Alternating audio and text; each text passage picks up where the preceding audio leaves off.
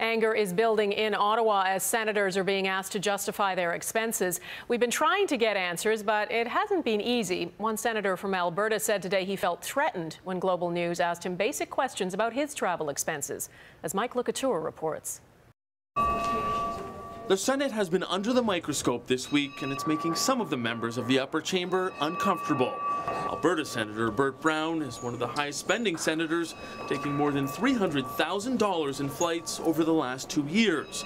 But when asked to provide his detailed expenses to Global News, he accused our producer of threatening him.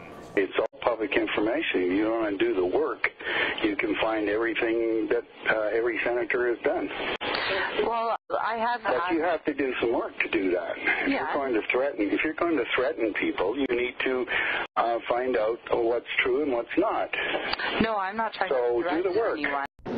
The problem is those documents are not available to the public. You have to ask a senator to get specific details about how they spend taxpayers' money. So we did that, contacting the offices of the 5 senators who have spent the most over the last 2 years. So far, no one is willing to share that information. Now, the Senate does have some rules about how they can spend taxpayers' dollars, but they're pretty loose. For example, a senator can claim taxi fares up to $30 without having to provide any receipts.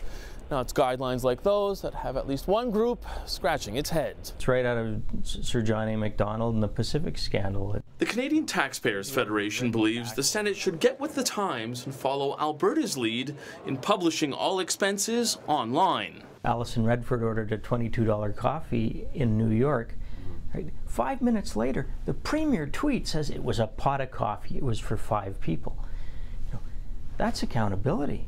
Now, that kind of accountability would work, but the former Auditor General of Canada suggests another way. That the Auditor General have a mandate to be able to conduct quite a broad audit of the parliamentary houses at least once every 10 years, as is the case for, Crown corporations.